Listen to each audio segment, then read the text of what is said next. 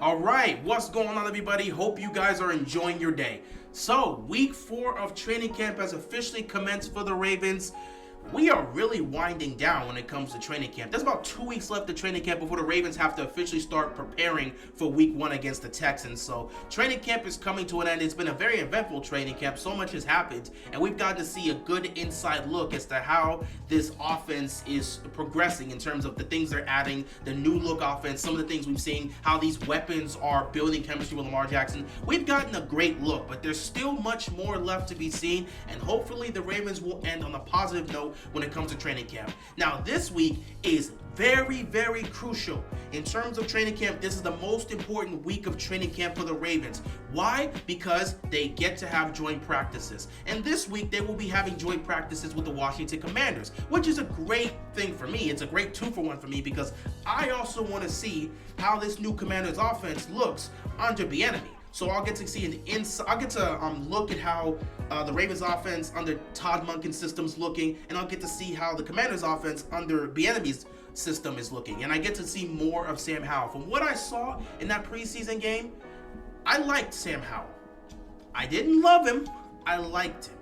I'm not gonna immediately say he's QB1, he's the future, he's the guy. I'm not gonna do that until I see what he can do in the regular season. But from what I saw, I liked what he showcased. He was very calm in the pocket, didn't seem like he was nervous. It seemed like he had control of the offense. And again, it was very vanilla. That's what you do in the preseason. So we'll get to see a great inside look as to how this is going to go this week when we hear some of the reports, because they're going to practice those things they're going to be looking to do in the regular season against the Ravens defense. But from what I saw, I liked Sam Howell. I liked how he controlled the pocket. There was a couple of throws he missed, but he looked solid.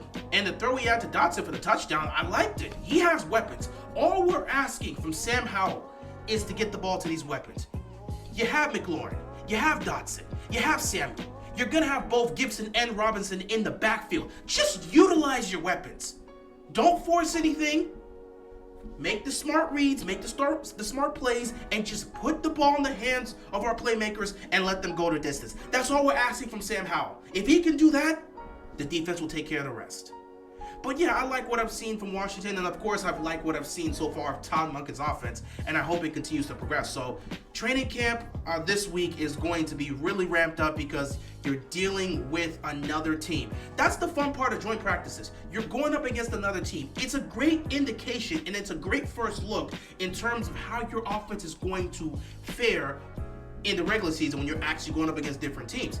In fact, I believe this is the most important week for both the Commanders and the Ravens in all of training camp. This is the most important week of training camp. Since you're going up against another team, you're not facing the same defense you got to deal with in practice every day. You're facing against a different defense in terms of how they operate, how they run, and how their players go. So this is a great indication to try and test things out with this new offense for both the Commanders and the Ravens. And I cannot wait to see how it goes down for the most part. I really feel like there's a couple things that I really want to see in terms of matchups, both for the Ravens and the Commanders. For the Ravens, I need to see how this offensive line is going to fare. We have a good indication as to who's going to be in the O-line, but we're still working out that one piece, especially at left guard. So I want to see how this offensive line is going to fare against the front seven of Washington, because, I mean, the offensive line so far, they've been getting bullied by our guys. So I'm very interested to see how they're going to deal with Sweat, deal with Payne, and deal with, of course, Chase Young. But yeah, this is going to be a very interesting aspect. I don't know how they're going to do, but I think they should fare relatively well, though I do think they'll be getting beat because, again, that trio right there, they can be very aggressive, and I expect them to be able to somewhat bully our offensive line. Or at least not most of our guys, but like they're going to find some weaknesses, especially off the edge, and that's when Chase Young's going to come in and do some damage. But yeah, at the same time for the Commanders, their O-line is an issue, and I don't like their O-line. I still feel like there's problems there, and I don't feel comfortable with what they showcased week 1 in the preseason against the Browns. I feel like that offensive line for Washington is still a work in progress. So they're going to have a big test, as well as our young pass rushers. They're going to have a big test against that O-line. So the Commanders' O-line is going to have to see what they can do against David Ojabo and Matabike and Adafe Owe and see what they can do with that. So I like the matchups between the O-line and the front seven for both teams. I want to see how Our wide receivers are going to deal with their corners, which, again, I expect us to be able to win that matchup. I've never been a huge fan of Washington's corners, but they've improved that aspect. So I feel like this will be a better test compared to previous years. They invested in getting some corners, so I expect that to be a better test. But overall, I just want to see how the Ravens offense is going to look on the Todd Monken system, and I want to see how they're going to fare, because I really want to get an indication of how teams are going to try to defend this offense when they spread it out and you got Odell, Zay, Bateman, and Andrews all on the field together alongside J.K. Dobbins and Gus Edwards in the backfield. So I cannot wait to see how that is going to look, and we'll get an indication of that within these next 2 joint practices. Obviously, I want to take a look at how our defense is going to fare against their weapons, because while we do have our guys here, they got a McLaurin, they got a Curtis Samuel, they got a Jahan Dotson, and those weapons are dangerous. And in the backfield, they still got Gibson and Robinson. So how does our defense fare against that? How does our linebackers, our safeties fare against that? Obviously, the corner situation for Baltimore right now isn't the best. Other than Marlon Humphrey, you're really dealing with a situation that's not really great. Speaking of that, we have 5 corners that are currently dealing with some sort of injury. The Ravens have been bringing in corners to try and test them out because of this, but we have 5 of our corners missing. Pepe Williams will be having surgery. He's not going to miss the season. It's not season-ending surgery, but he's going to probably miss at least the first couple of games of the season. The projection is he'll be back by October, but we'll see how that goes. But yeah, the cornerback situation in Baltimore right now is not great. Other than Humphrey, you don't really have anyone you can rely on. Rock Ya-Sin, his injury isn't major, but it's going to take longer than expected. It's just our corners, they're not healthy right now, and that's actually a serious aspect of concern. You know what's not an aspect of concern for us? The running back situation, because finally, J.K. Dobbins has returned. J.K. Dobbins officially was taken off the PUP list. And Dobbins came out in practice today. You could tell everyone was just happy to see him. The excitement was there. You know, him and Lamar, they dapped each other up.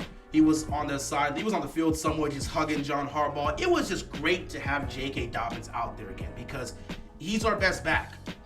No matter what you want to say about him holding out and how we can manage without him, he is our best back. He's running back 1. He's the best back we have on this team. If you saw how he played last year, well compromised, you would understand he's the best back on this team with ease, okay? He's number 1, Gus Edwards is number 2, and then we just go through there. I mean, for God's sakes, if you saw how J.K. Dobbins was playing towards the end of the year when he came back from his kind of cleanup surgery, even though he wasn't, well, not cleanup surgery, but cleanup procedure, you could tell he wasn't 100%. And yet, despite that, he was still one of the best backs in football towards the end of the year. Now he's 100% healthy, so I can't wait to see what he's going to do here. And another thing, we already know Gus Edwards is healthy.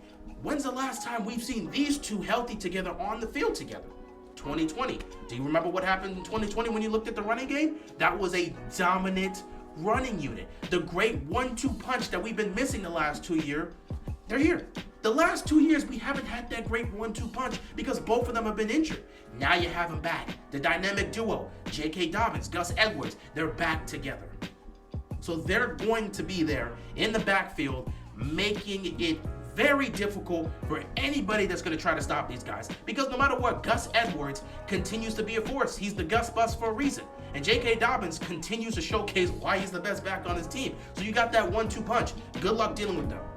Last time we saw them together was in 2020. What happened in 2020?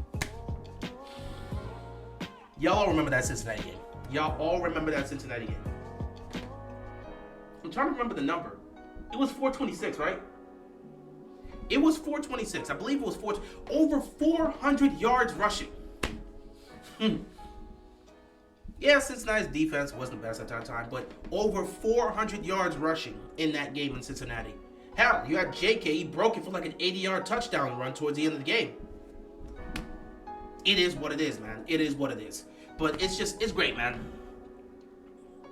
Wow, we really haven't had J.K. Dobbins and Gus Edwards on the field together in like 2 years.